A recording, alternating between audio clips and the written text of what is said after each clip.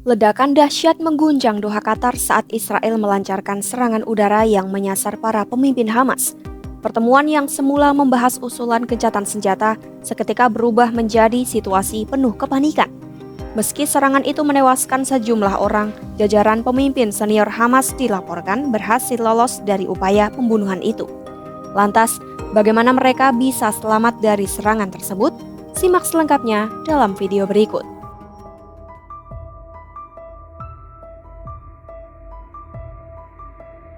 Seorang pejabat senior Hamas menceritakan detik-detik saat rudal Israel menghantam lokasi pertemuan mereka pada Selasa 9 September 2025, serta bagaimana para pemimpin Hamas berhasil menyelamatkan diri. Melansir Al Jazeera, pejabat Hamas Ghazi Hamad pada Rabu 17 September 2025 mengatakan dirinya bersama tim negosiator dan penasihat tengah meninjau proposal Amerika yang disampaikan mediator Qatar. Ledakan besar kemudian terdengar kurang dari 1 jam setelah rapat dimulai. Mereka langsung meninggalkan ruangan karena yakin serangan itu dilakukan Israel dan mereka pernah tinggal di Gaza mengalami serangan serupa. Hamad menyebut serangan berlangsung intens dengan sekitar 12 rudal ditembakkan hanya dalam hitungan detik. Serangan itu menewaskan 5 anggota Hamas dan seorang petugas keamanan Qatar. Para pemimpin senior Hamas yang ditargetkan justru lolos dari upaya pembunuhan itu.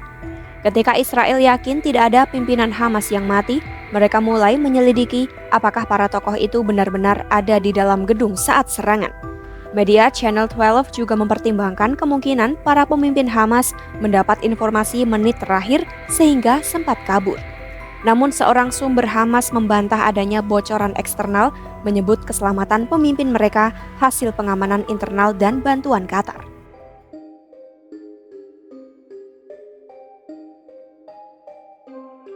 Upaya membunuh pemimpin Hamas itu bukan hanya gagal melainkan juga berbalik merugikan Israel.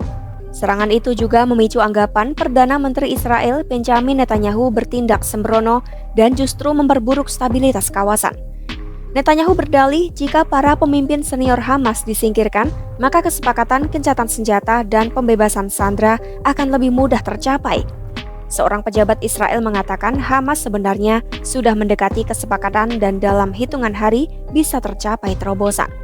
Namun kenyataannya, serangan gagal itu justru membuat proses negosiasi terhenti tanpa kepastian.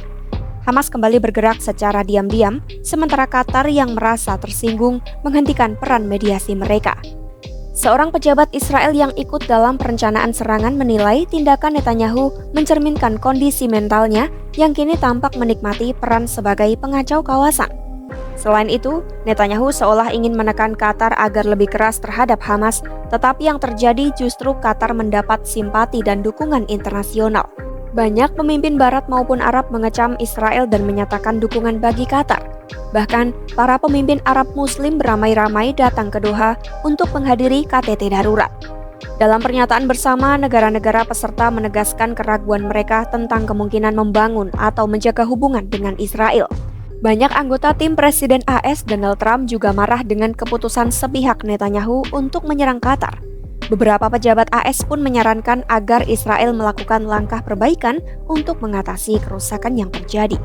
Duta Besar Israel untuk AS, Jesse Letter, menyatakan meski serangan mereka membunuh pemimpin Hamas, Israel akan mencobanya lagi hingga berhasil. Dalam pidatonya di kompleks Capitol Hill, ia menyerukan Israel akan terus mengejar dan menghancurkan siapapun yang mengancam mereka.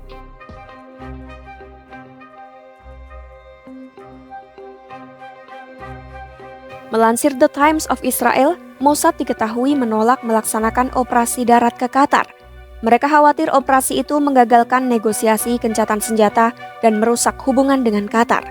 Akibatnya, Israel terpaksa menggunakan serangan udara yang gagal menewaskan target mereka. Israel dalam keterangannya menyebut serangan dilakukan Angkatan Udara dengan dukungan Shin Bet, bahkan operasi dipantau langsung dari pusat komando Shin Bet. Padahal biasanya Shin Bet mengurus keamanan dalam negeri, sementara Mossad mengatur operasi luar negeri. Setelah serangan yang dianggap tidak berhasil, muncul kabar adanya penolakan besar dari sejumlah pihak mengenai rencana tersebut, baik terkait cara maupun waktu pelaksanaannya. Seorang pejabat Israel yang mengetahui pembicaraan Sandra menyatakan sebagian besar aparat pertahanan sebenarnya menyarankan penundaan serangan. Menurut pejabat itu, jelas ada tawaran pembebasan sandera di atas meja, sehingga operasi militer saat itu hanya akan membahayakan peluang kesepakatan. Channel 12 juga melaporkan Kepala Staf IDF Eyal Zamir, Kepala Mossad David Barnea, dan Penasihat Keamanan Nasional Sachi Hanekbi menolak serangan tersebut. Sebaliknya, Netanyahu bersama Menhan Israel Katz, penjabat kepala Shin Bet, serta Menteri Urusan Strategis Ron Dermer mendukung pelaksanaannya. Pemimpin negosiasi sandera Nitzan Alon bahkan tidak diundang ke diskusi karena dikhawatirkan akan menolak operasi tersebut. Sementara itu, Wall Street Journal mengungkap detail teknis bahwa serangan dilakukan dengan rudal balistik yang ditembakkan dari udara berasal dari arah Laut Merah. Pejabat AS mengatakan operasi itu sengaja dibuat cepat agar AS tidak sempat menolak serta menghindari pesawat Israel masuk ke wilayah udara Saudi. Pemimpin Hamas lolos dari serangan Israel di Doha karena cepat meninggalkan lokasi saat ledakan pertama. Keputusan itu diambil berbekal pengalaman menghadapi serangan sebelumnya. Sementara Israel justru dirugikan karena operasi itu menggagalkan negosiasi gencatan senjata, memicu kecaman internasional, menegangkan hubungan dengan AS, dan makin mengisolasi Netanyahu secara diplomatik. Pantau terus perkembangannya hanya di YouTube Kompas.com.